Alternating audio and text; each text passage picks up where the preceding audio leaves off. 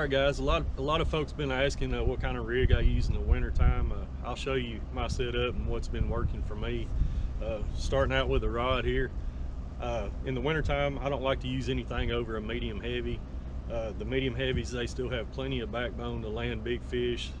But what you're getting in the medium heavy is the little bit softer tip. A lot of times in the winter time, these fish can be a little finicky, and if they feel something, if they feel the tension on that line a little bit, they're apt to spit it a lot.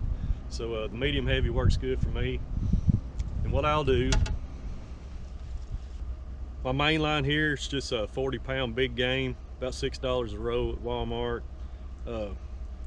Coming on down, I have a swivel tied right here, and above my swivel I use a no-roll sinker. Most of the time I use about a 6-ounce, just depending on how strong the current is. A lot of people use a bead right there. I don't use a bead. What I do after every trip, I'll take about 3 or 4 foot of this main line here and cut it off, because if you're fishing all day, at the end of the day when you look, you'll notice that line's frayed right there. So it'll work good for a day, but I always like to change it out for the next trip.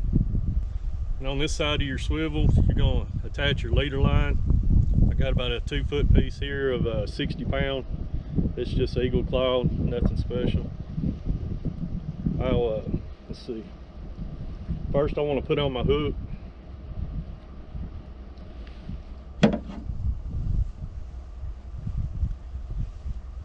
With my leader line, first thing I want to do is put my hook on. What I'll do is do a snell knot. I'll run it through the front of the hook, about 1 inch back right there. Hold it with my finger, and I'll start my wrap. 1, 2, 3, 4, 5, 6, 7, 8. Hold my finger on it. I'll come back here and take his tag in, and make sure you come through the back this time, through the eye. Cinch it down tight. You got a really strong knot there. You just take your pliers and clip a little bit of that tag end off right there.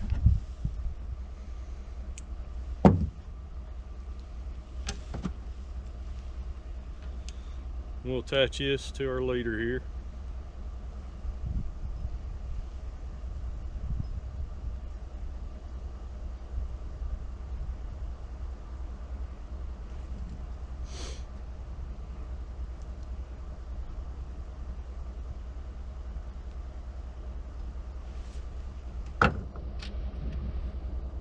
And there you have it. That's about the whole rig. Pretty simple. Basically just a Carolina rig.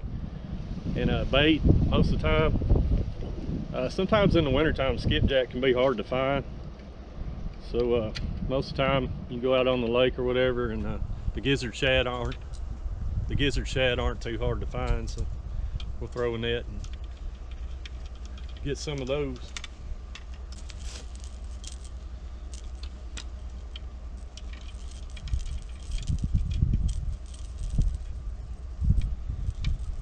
Another thing a lot of guys like to do, especially in the current, is use these rattles right here. I haven't used them a whole lot. What you do, at least 4 or 5 inches above your hook there. What I got a bobber stop right there. A lot of guys will use like a clear piece of tube or something, and that works pretty good too. But above my little bobber stop there, I have a bead, and I got my rattle, and I have another bead on it right there. When it's sitting in that current, it'll just sit there and spin. You'll hear that rattle.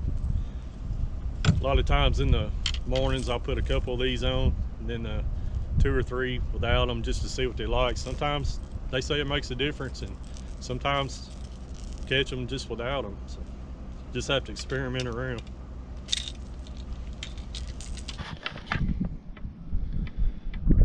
There's a close-up of that hook. I also forgot to show you the reel. This is a new reel I just got. It's a Cast King. It's a 60R. Pretty good reel. Really good castability. Holds up pretty good on big fish. So I like it pretty good. I'll be getting me another one. It's a 5:3 to 1 gear ratio. Good reel. I'm real pleased with it. I didn't know how I'd like the double handle there. I'm used to the single handle, but so far pretty good. Most of the time in the winter time, that's just the exact thing I'll use right here. A lot of times people put a float on them, peg float or whatever, just to get the bait off the bottom. Just see how you're catching them. If you catch a fish and it's buried up in the mud, most likely the fish are going to be feeding on the bottom, so you won't need a float or anything like that. But there is times where they like it suspended a little bit better. A lot of guys will put that peg float a few inches in front of their hook there. What I like to use, what they call the Kirby rig, just a wire leader right there. You got your float in the middle, you got your beads on the end. That makes a little bit of noise. Get these at Dale's Tackle. Make sure to watch the upcoming videos. Later on this year, we're going to hook up with Joe and Kirby, and we're going to get out and we're going to do some drift fishing with these things, and we'll show you how they work.